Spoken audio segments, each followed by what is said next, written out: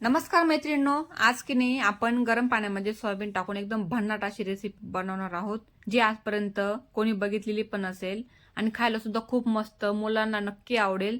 Video पूर्ण बघा आणि व्हिडिओ आवडल्यास व्हिडिओ लाईक करा, शेअर करा, चॅनल सबस्क्राईब करा. इथे मी आपली नेहमीची वापरण्यात येणारी सोयाबीन घेतली. सोयाबीन दोन प्रकारची येते, छोटी आणि मोठी. मी मोठी एक सोयाबीन घेतलेली, एक वाटी भरून.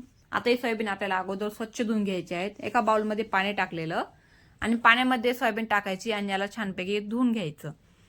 कढईमध्ये पाणी गरम होण्यासाठी ठेवलं होतं. पाणी जवळपास 1 लिटर पाणी ठेवलेलं. आता पाण्यामध्ये आपल्याला सोयाबीन टाकायची. सोयाबीन स्वच्छ धुतल्यानंतरच पाण्यामध्ये टाका, कारण की सोयाबीनमध्ये पण बरेचसे कचरा वगैरे असण्याची शक्यता असते.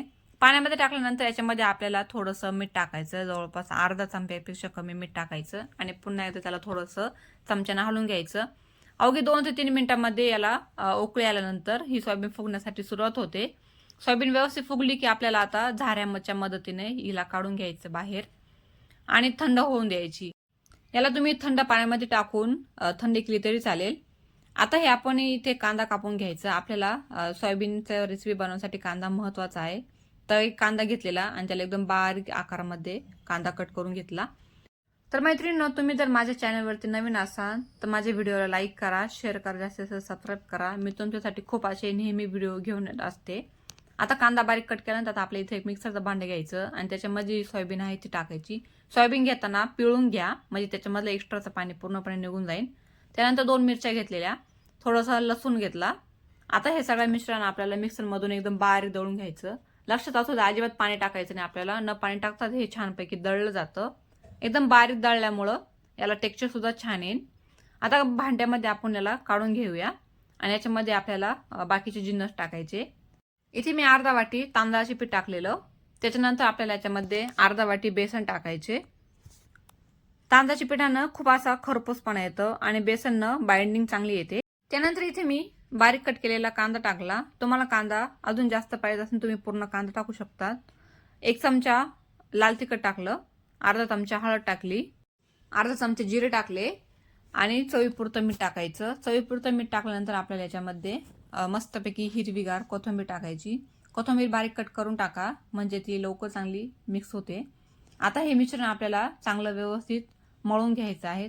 लक्षात असू द्या, हे मिश्रण मळत असताना आपल्याला अजिबात पाण्याचा वापर करायचा नाही, म्हणजे याला ऑलरेडी आपण पाण्यामध्ये शिजवलेली होती.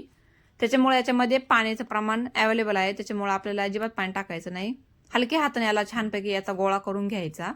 त्याचबरोबर याचा तुम्हाला वाटत असेल थोडं याचं पाणी जास्त आहे याच्यामध्ये, तर काय करायचं, थोडंसं अजून याच्यामध्ये डाळीचं पीठ टाका किंवा गव्हाचं पीठ टाकलं तरी चालेल. गव्हाच्या पिठानं सुद्धा याला चव पण चांगली येईल आणि याची बाइंडिंग पण चांगली होईल. आता बघा, मला इथं अजिबात पाणी टाकायची गरज पडली नाही, कारण की मी जे तुम्हाला प्रमाण सांगितलं आहे ते प्रमाण एकदम परफेक्ट आहे. या प्रमाणानुसार तुम्ही बनवलीत ना, तुमची रेसिपी एकदम परफेक्ट बनणार म्हणजे बनणार आणि मुलं सुद्धा आवडीन खातील. कधी कधी असं वेगळं काहीतरी खायची इच्छा झालीत ना, तर ही नक्की बनवू बघा. बनवायला खूप सोपी आहे आणि सगळ्यात महत्त्वाचं घरी उपलब्ध असणाऱ्या साहित्यामध्ये तयार होते. अजिबात बाहेरून काय एक्स्ट्राचं आणायचं अजिबात गरज पडत नाही. आता बघा, इथं व्यवस्थित असं आपलं हे गोळा बनवून झालेला आहे, पीठ मळून तयार आहेत. आता आपल्याला याच्यामध्ये याच्या टिक्क्या करून घ्यायच्या. हाताला थोडंसं तेल लावलेलं आणि छोटासा गोळा घेतला, तर आपल्याला याला गोल गोल गोळा करून याला टिक्कीचा आकार द्यायचा. तर आपण बनवली सोयाबीनची टिक्की.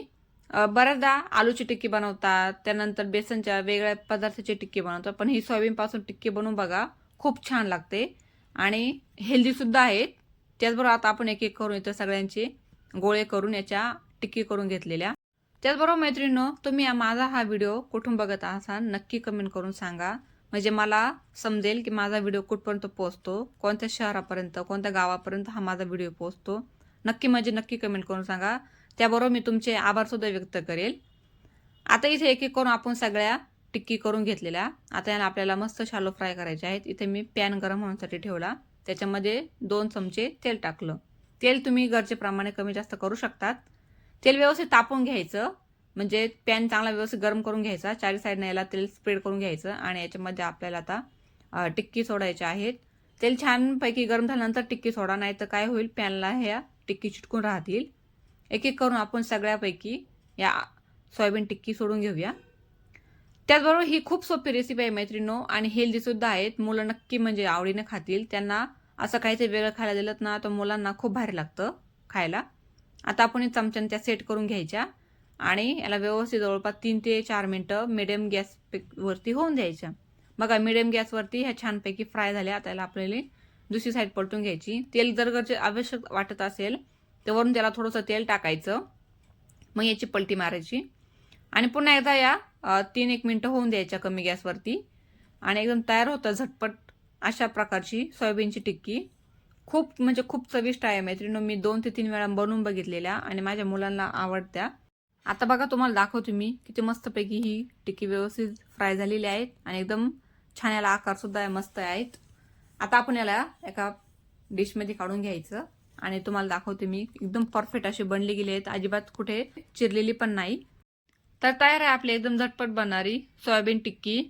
खूप हेल्दी आहे, बनवायला सुद्धा सोपी आहेत आणि मुलांना आवडेल. टिफिनसाठी सुद्धा खूप बेस्ट असा ऑप्शन आहे.